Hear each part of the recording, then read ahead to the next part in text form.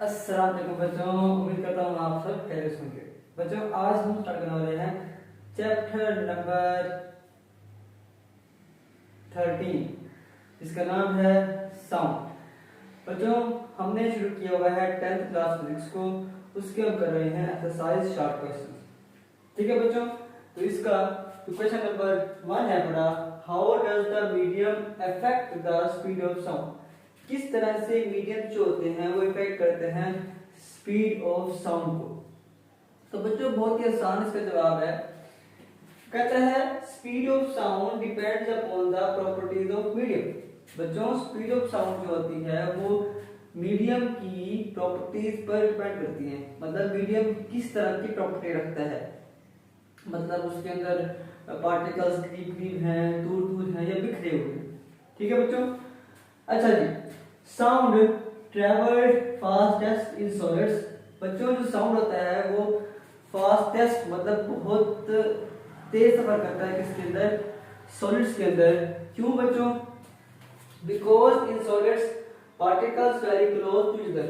बच्चों, सॉलिड्स के अंदर क्या होता है कि पार्टिकल जो होते हैं वो आपस में करीब करीब होते हैं, स्पेस बहुत कम होती है उनके दरमियान। ठीक है जी, मतलब कि जो स्पेस हो, जिसमें कहते हैं कि फासला बहुत कम होता है, पार्टिकल्स आपस में करीब करीब होते हैं। अब जो स्लोअर होती है लिक्विड्स के अंदर, लिक्विड में स्लोअर होती है, एंड स्लोएस्ट होती है इन गैस, और सबसे स्लोएस्ट किस में होती है स्पीड ऑफ साउंड, गैस में होती है बच्चों, क्योंकि गैस में पार्टिकल्स बिखरे हुए होते हैं बच्चों। ठीक है जी, तो ये था बच्चों हमारे पास क्वेश्चन नंबर 1।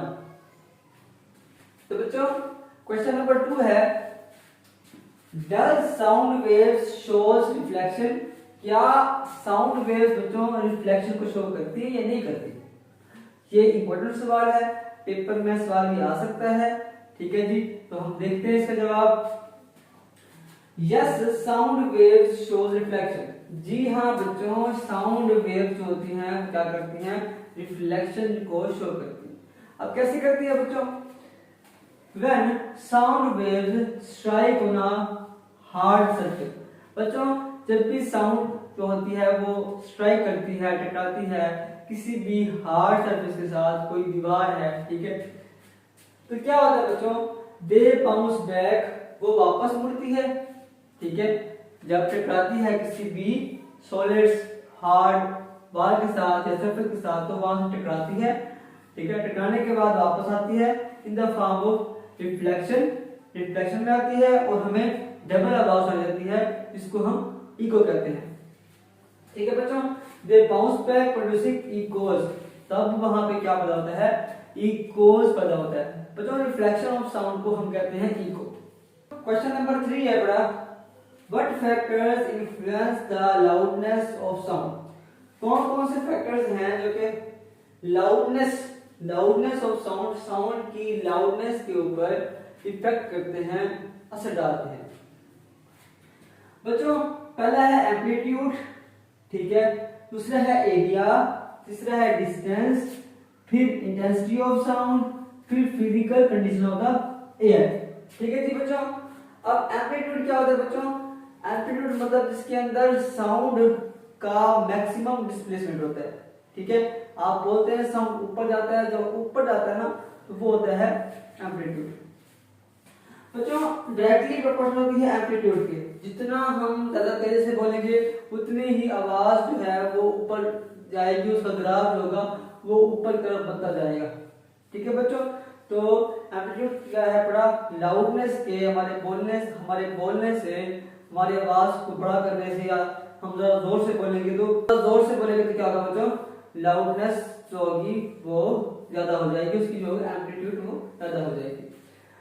और एरिया की बच्चों, जितना एरिया बड़ा होगा उतनी ही आवाज ज्यादा पैदा होगी, उतनी ही उसकी लाउडनेस जो होगी वो ज्यादा होगी।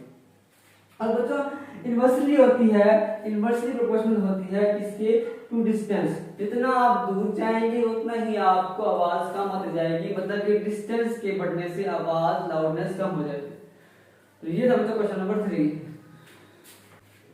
तो बच्चों, क्वेश्चन नंबर 4 है, why do we hear an echo. हम क्यों सुनते हैं echo? When we clap near building, जब आप किसी बिल्डिंग के करीब खड़े हैं तो वहां पे आप क्लैप करते हैं, ताली बजाते हैं, तो क्या होता है? आप सुनते हैं इको को। तो आप ऐसा क्यों सुनते हैं, ऐसा क्यों होता है?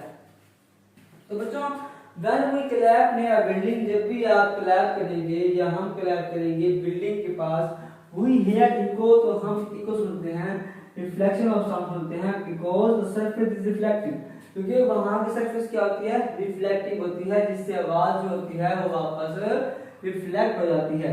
ठीक है बच्चों? तो व्हाइल आफ्टर रिफ्लेक्टिंग, जब रिफ्लेक्टिव सरफेस के साथ टकराती है तो साउंड प्रोड्यूसिंग, तो साउंड जो होती है वो प्रोड्यूस करती है इकोस को।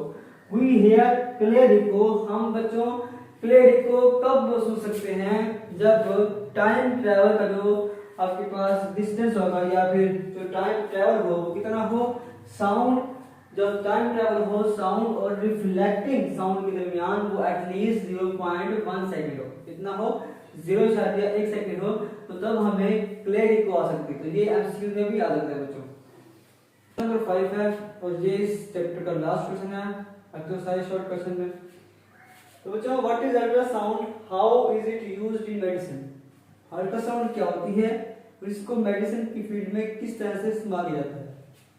तो जो ultrasound sounds with frequencies above 20,000 hertz which are inaudible to human,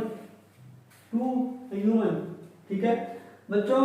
मतलब कि यहाँ पे प्रिपेयर की गई है कि वो साउंड जिसकी फ्रीक्वेंसी जो है वो 20,000 हर्ट्ज से ज्यादा हो और जो इंसानी कान के लिए बर्दाश्त से बाहर हो, बर्दाश्त ना कर सकता हो, तो उसको हम कहते हैं अल्ट्रासाउंड या अल्ट्रासोनिक। ठीक है बच्चों? अब मेडिकल के अंदर इसकी क्या फील्ड है बड़ी? For diagnosis and treatment, ultrasonography help to, medical field के अंदर डायग्नोस करने के लिए, तशखीस करने के लिए, पता लगाने के लिए और ट्रीटमेंट क्योर करने के लिए अल्ट्रासोनोग्राफी इस्तेमाल की जाती है बच्चों।